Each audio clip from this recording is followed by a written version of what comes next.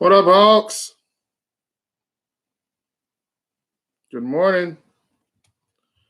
Good morning.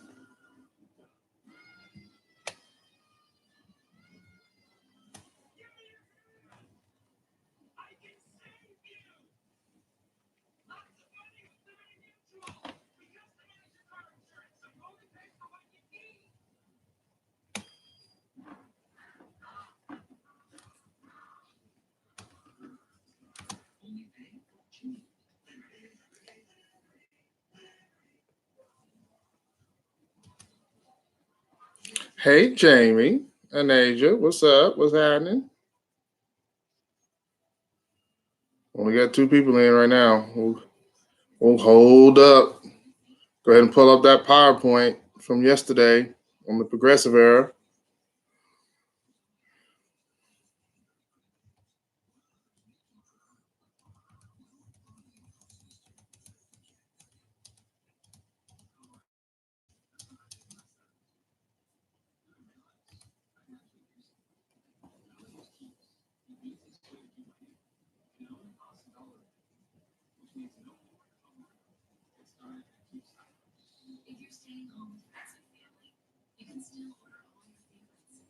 Come on in. Come on in. Four people.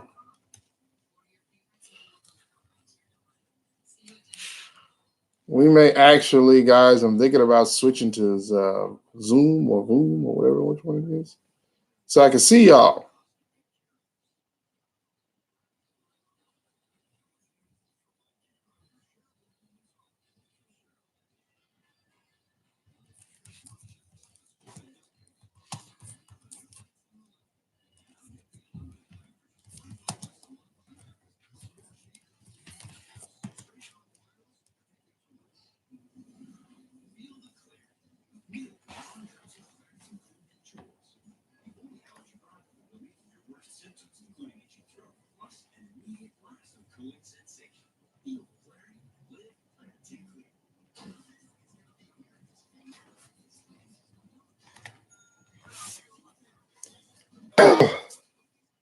Good morning, good morning, good morning, good morning.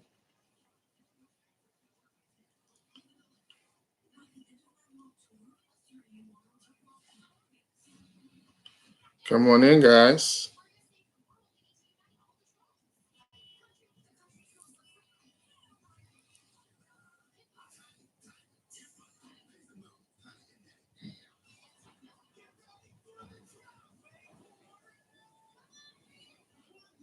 Guys, go ahead, pull up the PowerPoint that we were working on yesterday,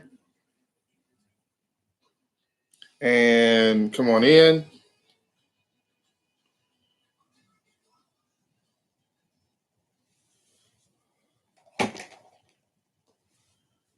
Come on in, come on in, come on in. Go ahead and start working on the PowerPoint, on the warm up. Our warm up is just a fast five on slide 20. Fast five on slide 20.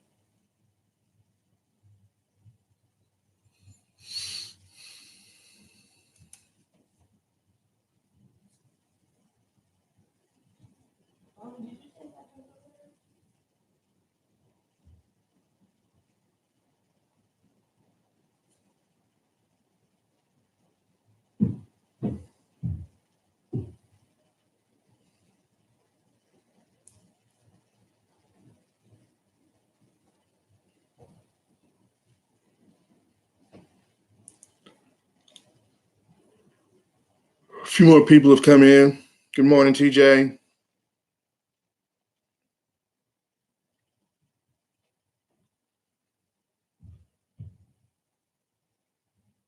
Quessy, what's happening? What's happening?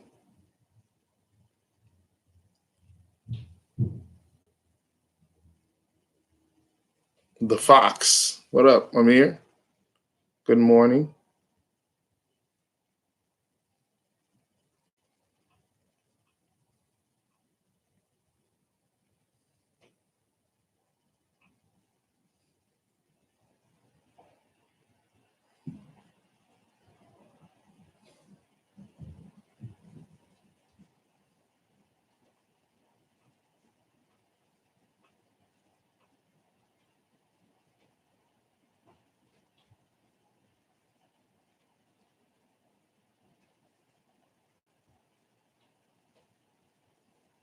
We are on page 20, slide 20, doing our warm up right now.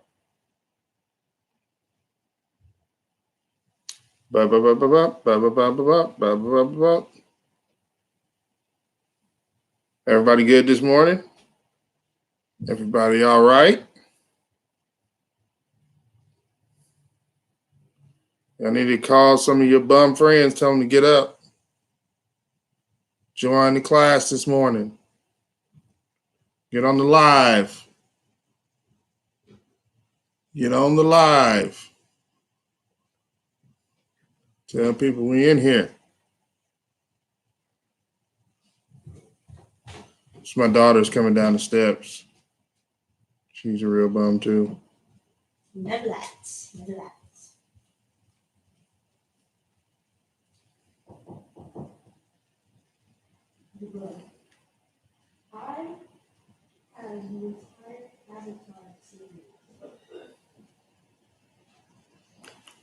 I'm doing okay. I'm doing all right. I can't complain. Are any of your teachers using Zoom?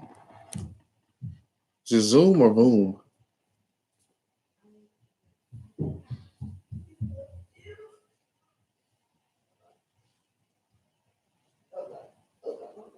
Close this door out to you.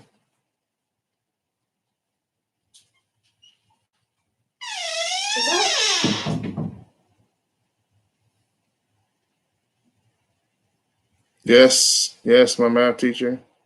Do you guys like that better?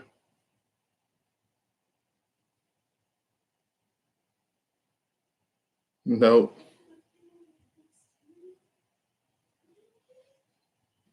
Awesome sauce. You have all your classes at 10:30. Okay. We can move. If you guys think it'd be, only one other person told me they had another class at 10:30. It does look like several people are watching the videos. Yeah. Being able to see the screen, I think, is beneficial. Are the classes recorded and do they stay up on Zoom?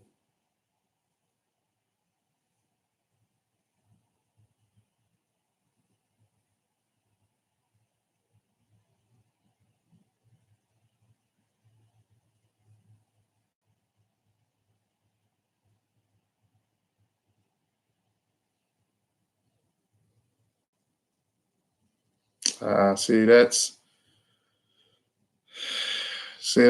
kind of an issue.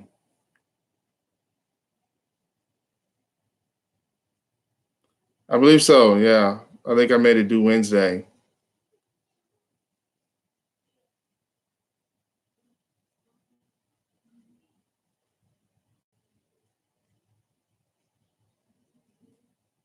I can live stream to YouTube as I do Zoom.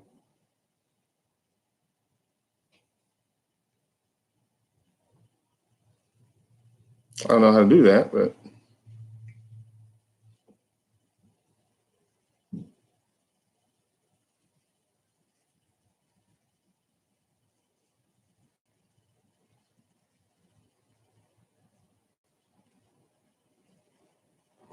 I might play with it a little bit today.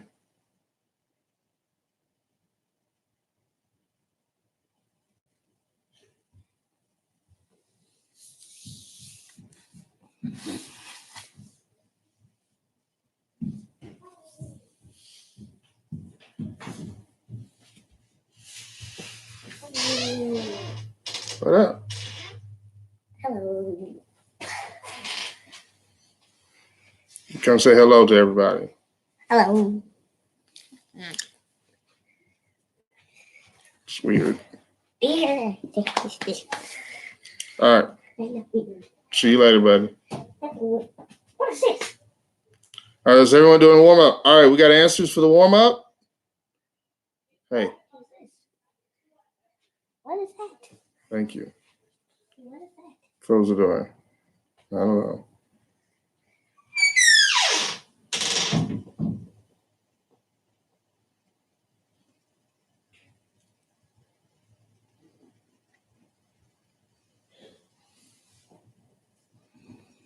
Number one, what do you got for number one? Anybody? Somebody?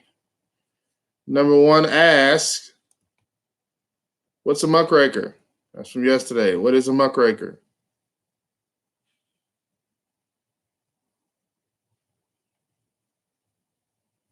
What is a muckraker?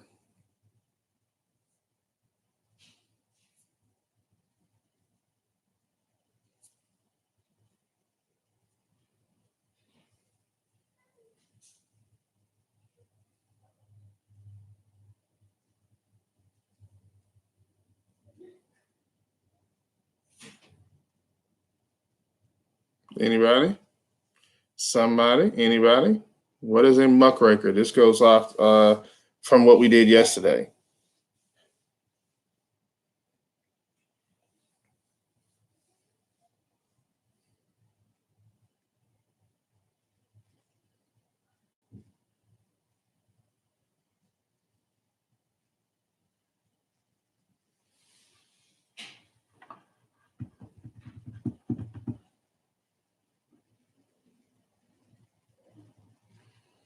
Someone from the press. Okay, that's true. So a muckraker is someone from the press. A muckraker, but it doesn't necessarily mean that they're from the press, but they are a journalist of some kind who expose corruption in society. They may have exposed corruption in government. They may have exposed corruption in um, in business. They may have exposed corruption in the workplace, but they expose corruption somewhere. That is a muckraker. That is a phrase coined by Teddy Roosevelt. He criticized the press and criticized journalists and writers who continuously reported on negative things and bad things in order to sensationalize the news in order to make a buck. But these journalists, they did do good things. So we talked about several of the muckraking journalists yesterday. Like number two asked, Ida Tarbell became famous for her investigation into what company? Somebody throw it out there. Obviously, you can slide back on the slides and you can see it, but we got to know Ida Tarbell. Ida Tarbell exposed the Standard Oil Company. Very good. The Standard Oil Company, J.D. Rockefeller, and the Standard Oil Company. So she was very pivotal. Her writings were pivotal in bringing down the Standard Oil Company. All right, good stuff. Number three, the Pure Food and Drug Act and the Meat Inspection Act are a direct result of the writings of what author?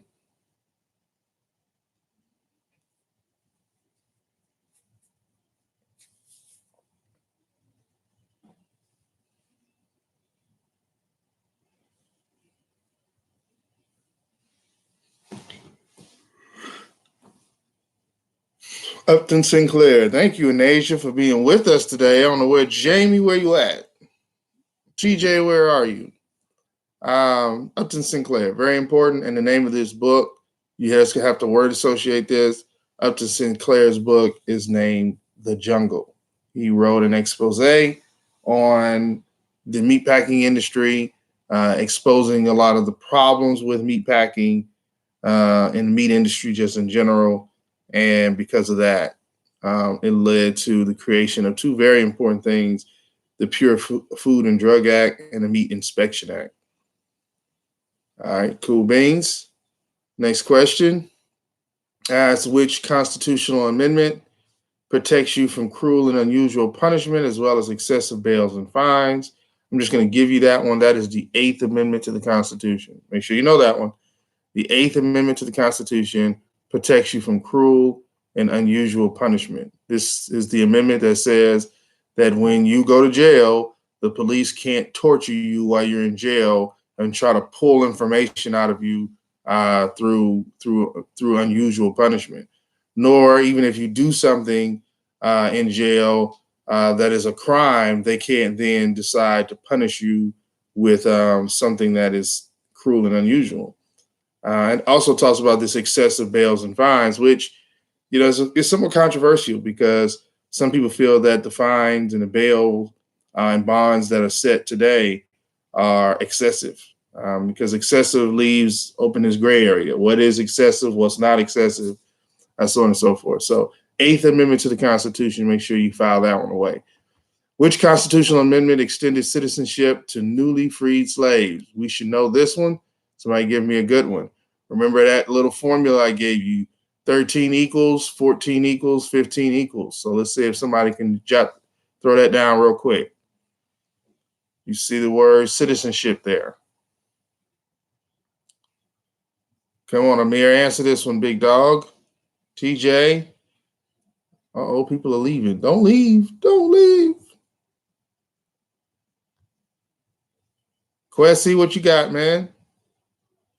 Answer a question there.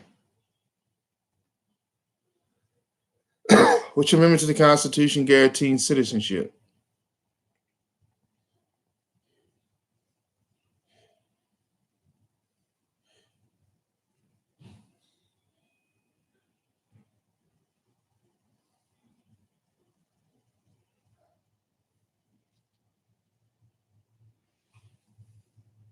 Anybody? Good, Amir. Very good. The 14th, good in Asia. The 14th Amendment to the Constitution. Make sure you remember that formula I gave you. 13 equals slavery. The 13th Amendment to the Constitution is what formally made slavery unconstitutional in the United States. That was the 13th Amendment. The 14th Amendment guarantees citizenship and protected all rights, all constitutional rights to citizens under the 14th Amendment. And then the 15th Amendment to the Constitution granted universal male suffrage. Universal male suffrage. Okay. But 14th is good. Very good. All right, let's move on past that. And let's talk a little bit about the next slide, getting more into the progressive era. So also a part of the progressive era was this conscientious attempt by Southern legislatures and Southern societies to create two separate societies. So we talked about during the Reconstruction period, the Black Codes, and the Black Codes never really went anywhere. They still exist even after 1877 and the end of the Reconstruction. They still exist. The Black Codes persist all the way, really all the way on up. But what begins to be instituted is the set of laws that people called the Jim Crow laws. And Jim Crow laws are different from the Black Codes in one thing. The Jim Crow laws are specifically designed to maintain a segregated society, to keep Black people and white people apart from one another. That's what Jim Crow laws are designed to do. We talked about Black Codes yesterday. Black Codes are simply designed to restrict the rights of African Americans. Now, segregation does that, but Black Codes are not specifically attempting to create this segregated society more than they're just trying to stop African Americans from exercising their political rights. So Jim Crow laws dealt more on a more social level than a political level. However, Jim Crow laws do deny suffrage rights. And so this segregation was all part of it. And so segregation kind of became the norm in most of your Southern governments in order to keep Black people and white people separate from one another. Jim Crow, who is Jim Crow? We always kind of field that question. It kind of came from what's these things called minstrel shows, which basically used to be kind of like little plays that people would put on, and they would depict black people or white people. And some of you are familiar with blackface. This is where white people would put on makeup to make their faces black, and then they would pretend to be black people, and they would kind of create this character that depicted black people in a very negative way. And so Jim Crow was one of the more famous minstrel shows that dealt with that. So they began to call these laws Jim Crow laws. Okay, so that's where we get the word Jim Crow. Okay, so when you think of Jim Crow, you think it's segregation, right? These are laws that restricted rights of individuals, but it dealt more with segregating African Americans and white people apart from one another, keeping them apart. All right, moving on from that, Jim Crow laws. But there are other laws that really kind of fed. So what you have with the black codes is the black codes kind of merge into the Jim Crow laws right around the turn of the century. So, you have these things. If you look there on your slide, poll taxes, literacy tests, and grandfather clause, they kind of speak for themselves. Black people were forced to pay a tax in order to vote. And really, it wasn't just black people, but also poor whites. This was another way to keep poor whites from voting as well. Because you got to think about this. The poll tax may have been $1, but if you earn $1 a day, that's a full day's work. That's a very high price to pay to go and vote. And when you're not making very much money anyway, you probably are not going to sacrifice a day's wage to go and vote. And if that didn't work, then they had literacy tests. At the turn of the century, Black literacy in particular was very low, but not just Black literacy, but anyone living in a rural setting or didn't have necessarily complete access to formal or public education, they couldn't read. But the literacy test didn't just test whether or not you could read, but it would ask questions that were very difficult for any person to answer, regardless of your level of education.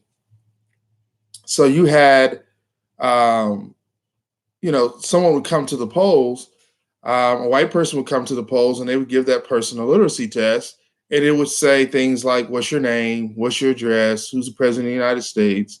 What state do you live in?" Very simple, easy questions to answer. And then a Black person would come to the polls and they would give them a 50-question test on the Constitution. And it would be something that the average citizen would not be able to pass. And so that's what literacy tests were. They weren't just a test of whether or not you could read or not, but oftentimes they were tests that were so outrageous that the average person couldn't pass. And then grandfather clauses.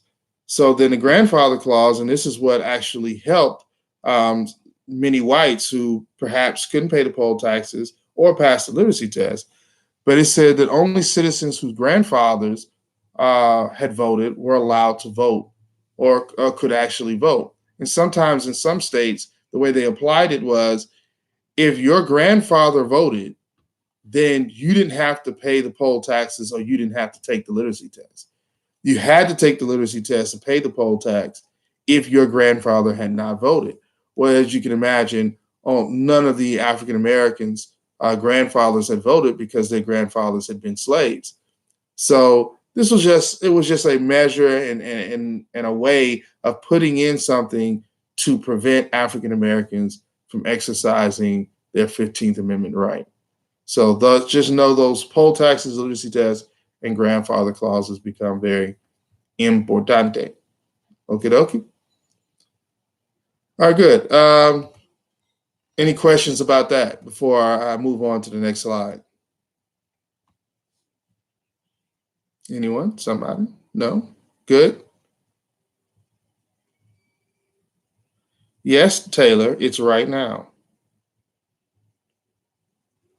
Today is the 24th of March. I'm talking to you right now, Taylor.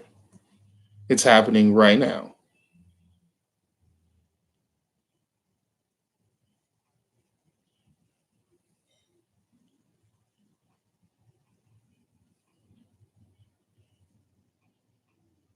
Oh, okay. Y'all leave her alone now. Don't jump on her, okay? Y'all just pray for the baby. Pray for her.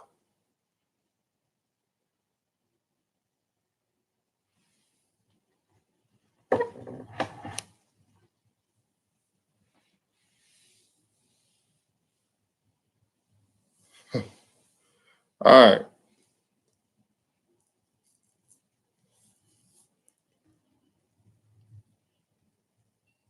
And London, we're not gonna do that now. We're not gonna do that. We're gonna just pray for her, and we're gonna lift her up in prayer now. All right. Yes. There we go. All right. Here we go. Moving on. So more about Jim Crow laws, and I'm on slide number 24 now. Jim Crow laws in the South instituted a system of racial segregation. I talked about that. Black people and white people became completely separate in society. Restaurants, theaters, schools, parks, benches, water fountains, hospitals. Um, those of you who maybe know, we didn't do this. We didn't get a chance to go on that field trip. Um, but when we go down, every semester we go down to the Civil Rights Center. We talk about Grady Hospital. Grady Hospital was designed in an H, in the formation of an H. And that's because one side of Grady Hospital was the black side of the hospital, and the other side was the white side of the hospital. And then the doctors would go between them in the middle, serving the different patients. And that was the length that the city of Atlanta took to uphold segregated facilities with hospitals. Um, and so there were people who resisted that. They resisted this idea of segregation way before Dr. King, all the way back in 1896. In fact, there was a very important Supreme Court case known as Plessy versus Ferguson. This is so, so, so important. As you can see, it is underlined on your PowerPoint. But in the Supreme Court, Plessy versus Ferguson, the Supreme Court chimed in and made a decision about segregation. And in 1896, the United States government deemed segregation as legal. And it established the precedent of separate but equal. You have to put the term separate but equal with Plessy versus Ferguson. Very important. And that separate but equal means it is constitutional to have separate facilities based on race as long as those facilities are equal. And equality can be gauged in a lot of different ways, right? I can have two classrooms. Both classrooms have desks. Both classrooms have books. Both classrooms have a teacher. Both classrooms have a chalkboard. You guys don't know what a chalkboard is, but a whiteboard, it would have been a chalkboard at that time. And at that point, you could say, hey, this is equal. They both have the same thing. But that doesn't speak to the quality of the desk, the quality of the books, the quality of the chalkboard. So in that way, things were very unequal. But the Supreme Court established this idea that segregation was legal and that segregation was constitutional as long as the facilities were equal. Separate but equal, Plessy versus Ferguson. File that away right there. Make sure you highlight that on your guided reading packet. I know it's already filled out for you. Make sure you really highlight Plessy versus Ferguson, because not only do you need to know that for now and for this unit, but you also are going to need to be able to connect Plessy versus Ferguson to the future in 1954 when they say that Supreme Court case is overruled and overturned by Brown versus Board of Education. So make sure that you're really filing away Plessy versus Ferguson, okay? Very, very important. The Supreme Court upholds segregation.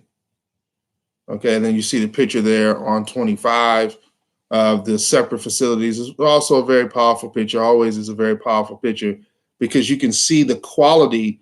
You have two water fountains, but you see the quality of the two water fountains are much different, even though you can see the pipe is piping in the same exact water from the same exact line in each water fountain. So a very powerful picture there.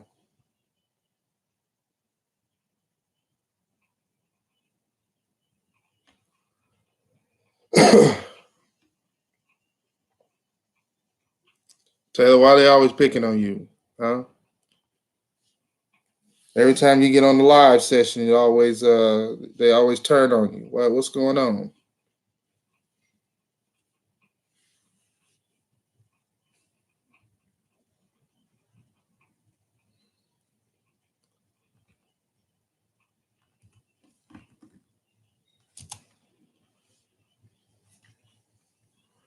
The next slide. If you look at the next slide, we all kind of understand the separation between whites and blacks, but it wasn't just whites and blacks.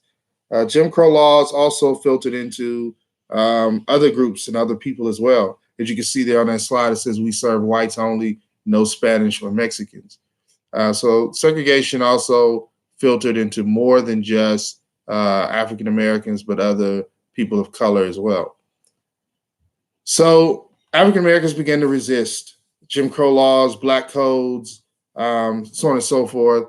And in 1909, a very important organization is created, and it's created to fight segregationist laws, Jim Crow laws, through the court system. And that is the organization known as the National Association, for the Advancement of Colored People, better known as the NAACP. And so they were using the political process to try and fight for the rights of African Americans, trying to call an end to racial discrimination, and not just in the Jim Crow South, but all over the country. And so the NAACP was a national organization. It wasn't just an organization that worked in the South. And then they also talked about some of the problems that were going on, the intimidation that was being used, the violence and terror that was being used against African Americans, in particular the South. Obviously the most terrifying and the most commonly used form of terror against African Americans during this time period was lynching. And so some students always ask, Coach, what's the difference between a hanging and a lynching? And generally, the difference between those two is that a lynching is done by a mob of people. You have a whole group of people that come together to hang an African American, and sometimes it speaks to the manner in which they're hung. So if you look on the next slide, there's a graphic picture of a hanging. You can see there's a crowd of people there in both of the pictures that are being displayed there. There's a crowd of people that have come and assembled to watch or to take part in the lynching. So very interesting stuff. It really is. Those are some pretty graphic pictures, but they really do tell the story of the problem that of lynching and the numbers of the tens of thousands of African American males in particular, but females as well, that were hung in the post-Reconstruction era all the way through the Civil Rights era. It is astounding. So that was used primarily to uphold segregationist laws, uphold segregationist principles, to maintain these separate societies, to maintain the social and political order of white supremacy in the South. That was the tactic that was primarily used was lynching. Obviously, using fear to gain a certain point. Okie dokie. Questions about that? Who, me? Taylor. It's okay, babe. It's all right. No, not you. I'm sorry. Not you. Any questions about any of that? Nope. I think that's pretty clear cut as well. Kind of easy to understand. And I know, guys, you probably are ready to keep rolling and coach, keep going, but I do want to stick to our time frame. I don't want to pile too much on you guys. We want to learn, we want to talk, we want to discuss, but I don't want to do too much on a daily basis. I'm going to play with Zoom if I decide that we're going to do Zoom, and I like Zoom a little bit better because you guys get a chance to interact with me a little bit more than just typing the comments over on the side. I'll just send out the link to the Zoom on Edmodo, and we'll go from there. We'll rock and roll and go from there. You do have a USA Test Prep that's there. Some people sent me emails about USA Test Prep. I'm going to answer those emails as soon as our live is over. What I probably will do is look you up, go ahead and put you in the class, and then I will send you what I have as a username for you. I can't find your password, but hopefully you can recover your password or figure out the password on your own. And so we'll just be able to go from there. So is there any of you guys that have not been able to sign up on USA Test Prep? Any of you guys that's here in the class right now?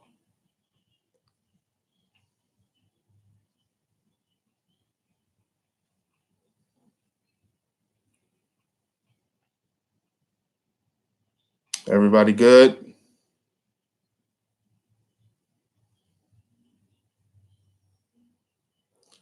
You do have a USA Test Prep assignment. It says it's due Wednesday. I would like for you to complete that Wednesday. Hey, Taylor. But if you don't complete it by Wednesday, it's not like it's over. You can still go in and do it. But after Wednesday, I'm probably going to give you another USA Test Prep. So you don't want these things to get piled up on you. But you have unlimited attempts to do it. Just understand the grade that you receive is the grade you're going to get. So you can take it 15 times if you want, trying to get your 100. I encourage you to do that. I like when students do that. In fact, even if you get a 90 and you have to take it 5 more times to get a 100, to me, that's better because you're getting practice. And practice to me is what's the most important part of this whole thing. It's just practicing. We should do Google Classroom. Everybody got something different they want to do. Everybody.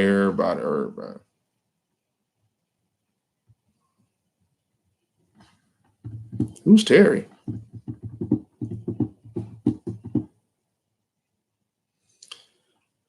But if you don't have any questions for me, guys, I'm going to go ahead and sign on out. Once again, if you have questions later on, Andre? Ooh, what we got going on? What's good? I'm going to let y'all have that. I'm going to let you guys have that. You guys can fight it out later on. But if you have any questions, guys, please don't hesitate to email me or message me in Edmodo, and I will see you guys on the morrow. All right. Holla at you.